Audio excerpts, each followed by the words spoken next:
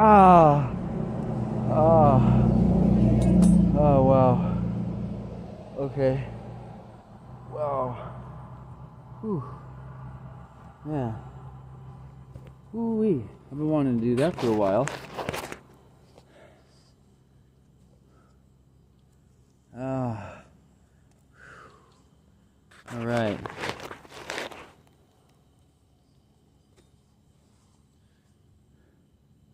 Unstable due to a weak network. Oh, no. A weak mental network. No. Okay. So we have 1 minute in. Okay, so we shall begin. I had a little dust in my mouth there from all that dust and grime and dirt from in that coffin. Friends, how's it going? Live from Austin, Texas. Tonight podcast is a live podcast, and this is Mantis, and you are watching and listening to the Anywhere podcast. Live from Austin. I got my trusty pen and pad of paper, kicking it old school. Got my boots. Dusty. So, and the reason for this podcast is an educational, historic experience. And shall we begin? Let's just get into it. When we think of, or we as historians, musicians, poets, when we analyze the past, it brings us to where we are in the present moment. Because without the past, without influences, there is no present. And so this series is about the blues, the Mississippi area, the Delta blues, the struggle and strife of blues artists, and ultimately the impact it has on artists of the modern era, meaning artists from late 1800s up until about 1970 and 71. So artists like B.B. King, Muddy Waters, Buddy Guy, Howlin' Wolf. These were all Robert Johnson. You heard the story about the crossroads where Robert Johnson was to, sold his soul for fame and fortune. Whether that happened or not, who knows, whatever, but no doubt about it that the blues has inspired and has inseminated into Western music and white music. So, apologize, it's a little noisy because I am live outside for your Saturday night. Hope you got your popcorn. I do have one glove like Michael Jackson did. If he can, why not me? Tyson could, right? So, with that being said, remember in the 80s, actually speaking of that, when I was a little kid, we had these were in vogue, remember? One glove, the Michael Jackson glove. Who had those? I know some of you had. Parachute pants. Those are the in thing. What else? Care Bears. T-shirts. Mr. and Mrs. Like Mr. Long and Mr. Quiet and all them.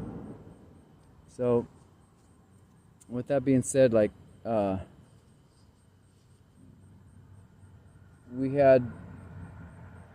have to go back to, I'm your professor, and music history of rock and roll, and the blues. Okay, so regardless of myths, legends, the blues artists was unsurmountably made an impact on bands like Led Zeppelin, Deep Purple,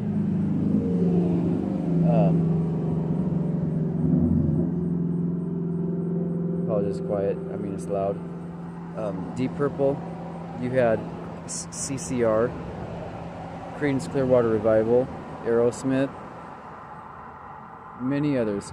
And the reason why, because the groove and the backbeat, the artists were using different rhythms that was not heard of in the 1950s. You had likes of the Lemon Sisters and wholesome shows.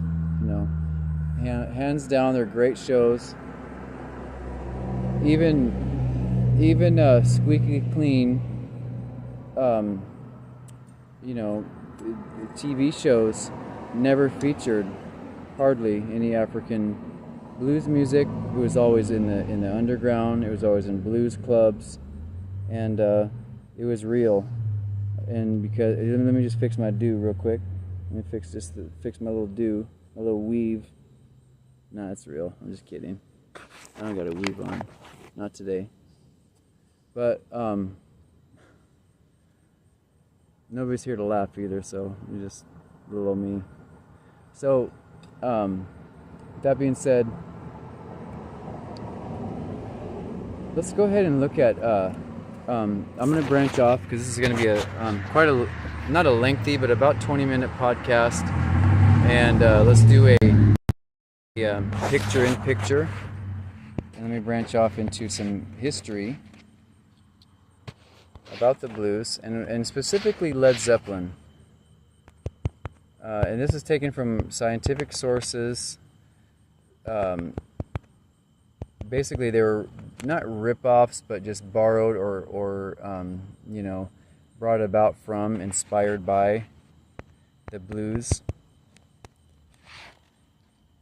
So when I'm pulling top 10 Led Zeppelin blues songs, let's look at that first. Let's click on this, and I'll go ahead and read from this thing here. So, listen. It's going to branch off into some listening material, but Traveling Wilbury Blues, about how blues artists, you know, traveled the river up north to make it. Even Whole Lot of Love, that riff, Black Dog, the Lemon Song, and many others were taken from these tunes. And so let's see, we'll name it. Yep, Riverside Blues, Traveling Riverside, that's from Coda from 1982. So this was originally recorded and inspired in 1937 from Robert Johnson, called Traveling Riverside Blues, and was later tacked onto the seminal 1961 compilation disc King of the Delta Blues Singers. So that was recorded, famously helped bring about by Eric Clapton and his love affair with the blues music. So Zeppelin recorded their version of 1969 Traveling Riverside Blues for the BBC. The BBC held it in high regards, but it didn't actually see wide release until about 30 years later on the Led Zeppelin BBC Sessions. That's a really good one to catch. It's called BBC, Led Zeppelin, their Sessions. Got to get that one. And then later on, you Zeppelin heads to the album Coda. Alright, just a cool one too from 1979. I'm Gonna Crawl. It's from the album, which one? Zeppheads? Crickets? Yep, you're right. You're right, guys.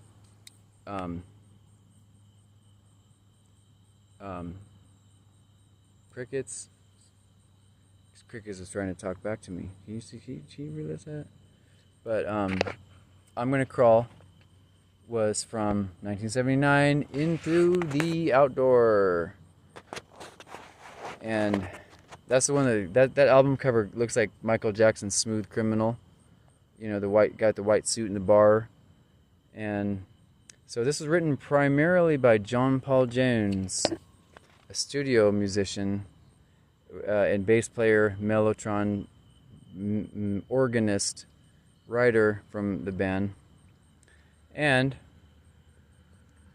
Robert Plant, his crooning about his love for a woman who just don't want him around no mo, and to what lengths would he go to get her back?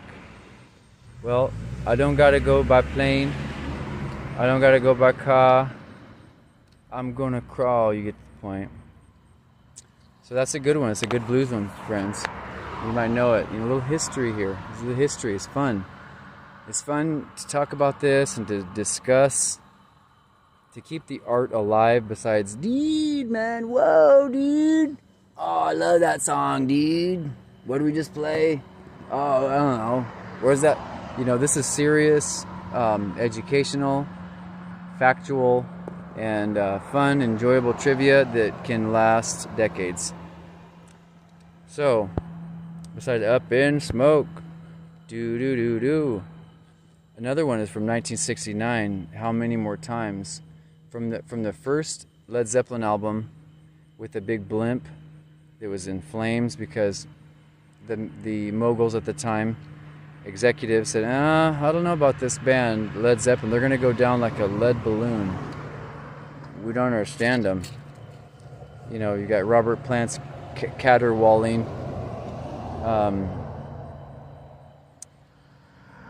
John Paul Jones, Jimmy Page, obviously mastermind guitar player from the Yardbirds.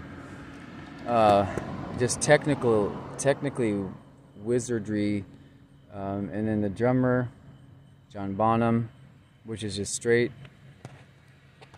backbeat, solid player, loud player, and it was the chemistry. Eventually, they had symbols representative of their personalities and their runes. Led Zeppelin were very Celtic, very ancient, very mystical. So Robert Plant, close to Wales.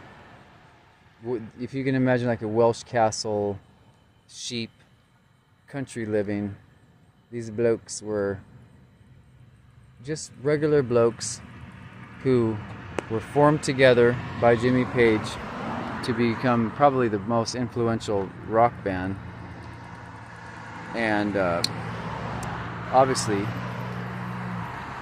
inspired from the blues. So after How Many More Times by Albert King, his track The Hunter, we think of it basically just kind of like that little riff going on, but it turns out to be, it was a full-on song that they pulled together, and then also throw in bits and pieces of material by John Lee Hooker and Ray Charles. They kind of fused that song from lines by Ray Charles, but you guys didn't know that. A lot of these songs were just kind of riff ideas, but they would expand them. So, I mean, not to overtly just, you know, copyright and just copy. They definitely would expand on that, and that's what's encouraging as writers and musicians to do that. You take something, but yet you make it your own. You expand it. The Lemon Song from 1969 from the second album, and I actually should do this. I want to do a paid stream where I'll be singing like whole albums. It's gonna be fun. And then this is from Sweet Home Chicago by way of Chess Records. So music writer savant William Dixon, like savvy person, very ingenious, based heavily on a 1964 Howlin' Wolf track called The Killing Floor, which Willie Dixon wrote. The Lemon Song actually gains its name from the number 10 song on the list, of this list we're going off of. Oh shoot, 1%, better hurry this up real quick, but I'm going to Bring It On Home's a great one from Led Zeppelin 2. This is from Sonny Boy Williams.